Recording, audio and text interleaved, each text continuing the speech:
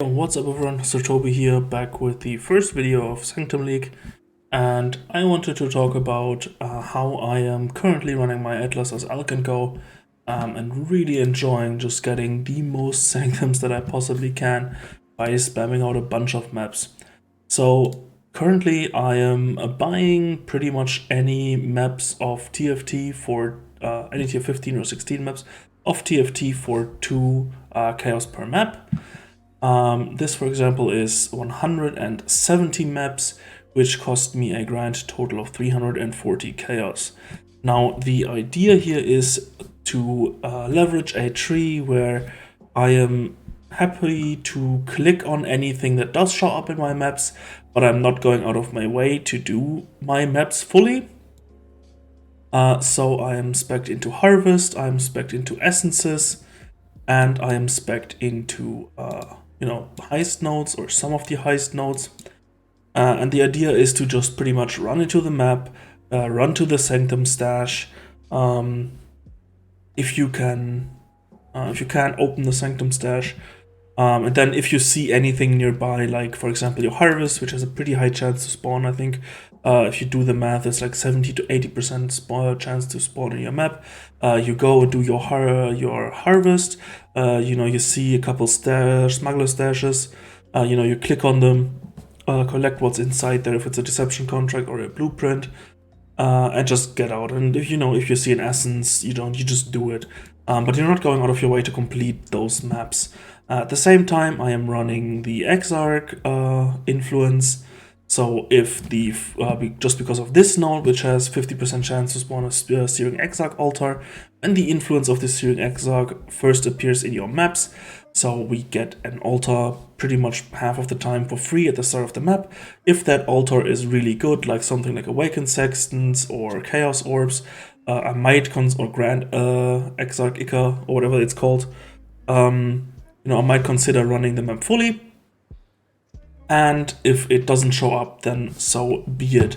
So how do I get to usable maps? That is by the use of Horizon Orbs. Now, the very, very fortunate thing this league is that you can Horizon into 2 out of 4.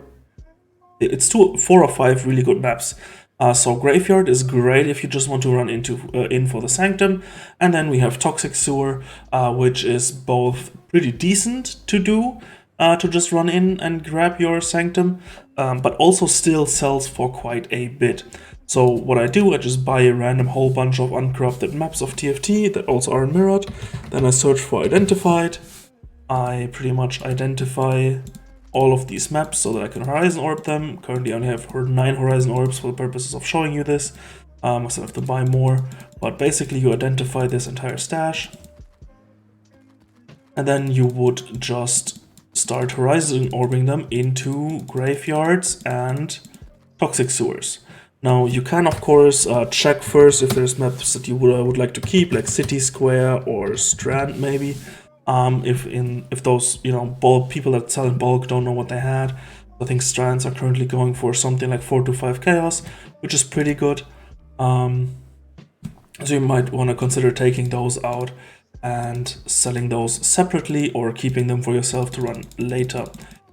Now, the very, very interesting part here is of course that Graveyard and Toxic Sewer are both maps that are currently highly desirable by other people. You can probably even make money just off Horizon Orbing. So if we take a look at, for example, my Toxic Sewer tab, it is currently listed at 4.9 chaos per map, and these actually sell. So I am paying 2 chaos per map to which I can Horizon Orb. Then I'm paying about, how much is it? A third of a chaos per Horizon Orb. So I think it's like 3 chaos on average to get either a Graveyard or a Toxic Sewer.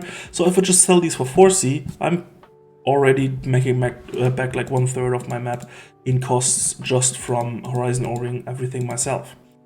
So the idea here is then to just, grab your maps. You can do it in the smaller tab if you can't see well, but you just Horizon Orb them all. Then you type in Graveyard, take out all the graveyards. So I would take out all these graveyards.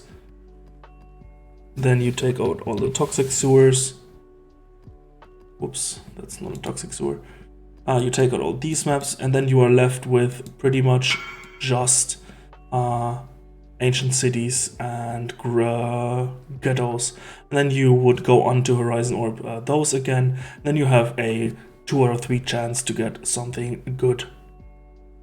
So once you've Horizon Orbed a lot of maps, I do it in batches of 14. Why 14? Because you have your Searing Exarch progress for 14 maps. Now you can spec into Baptized by Fire, and you have to manage it a bit more actively.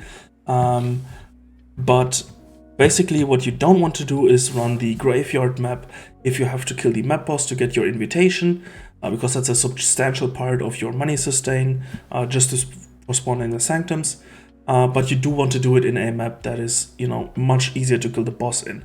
So something like Cemetery, Strand, Toxic Sewer, I don't know, you know, anything like that where you can get to the boss fast. Maybe Dark Forest, and it's a pretty quick to kill boss.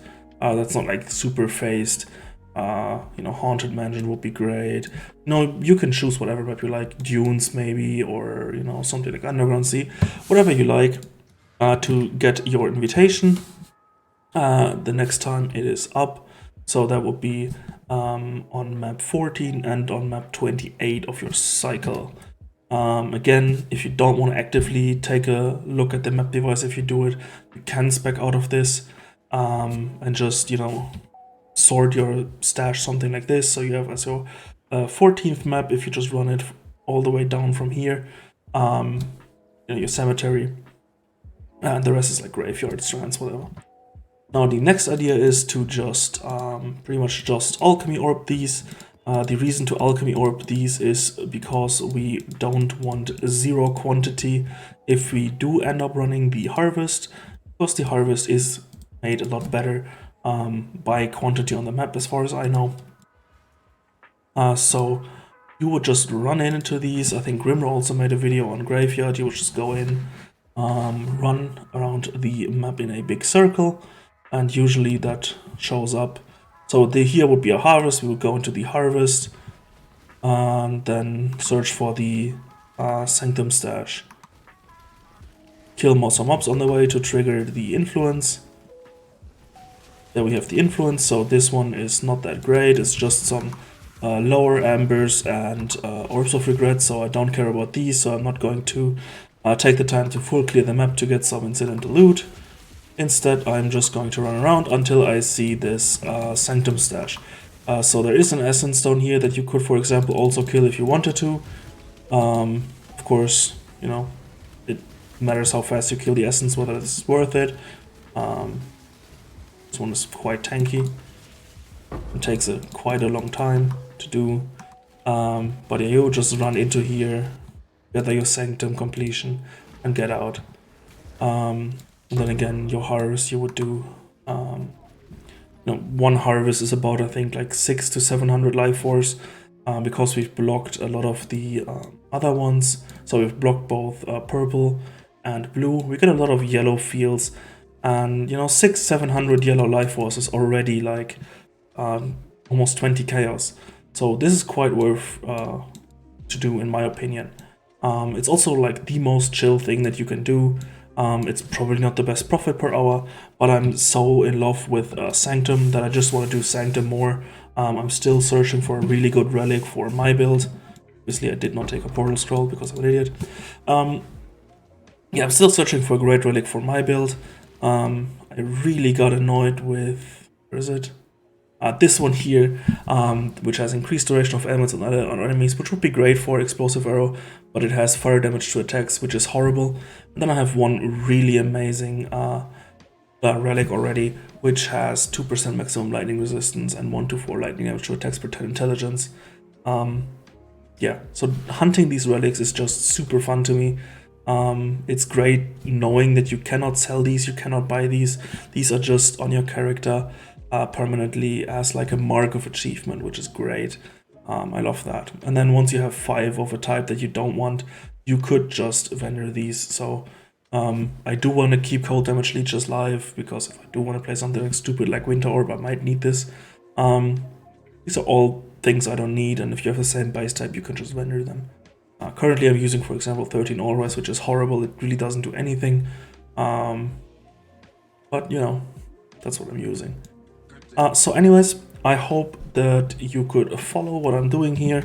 So, you know, just spamming out mechanics that I can do if I want to, while spawning my sanctums. You know, we don't care about map sustain because we just buy maps for cheap, so we don't take something like shaping the mountains or shaping the skies or whatever. We don't even kill too much in the map. Just run in, get to the sanctum, maybe kill the harvest and get out. Maybe in essence here or there, or click like a you know, smuggler's cache to get some blueprints and stuff, which I have.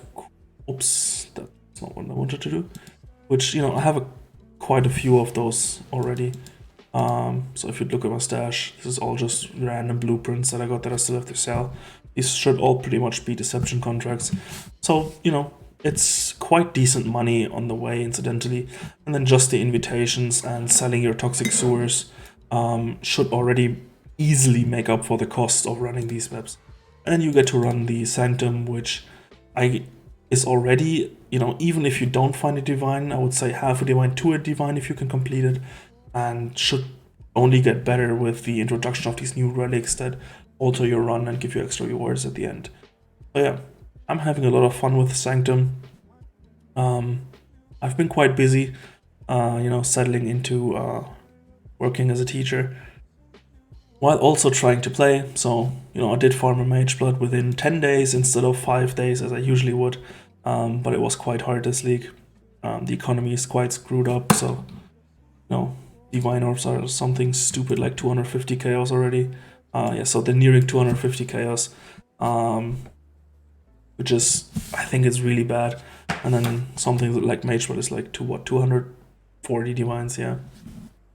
So pretty much completely crazy. And super hard to grind out nowadays. Anyways, thank you for watching. I hope you liked what you saw. Maybe give this a try. Maybe check out other people that have, you know, ideas on these Alk and Go strategies that basically don't require you to kill anything but some bleak mechanic stuff. And yeah, feel free to leave feedback in the comments. I hope to see you again in the future. Bye!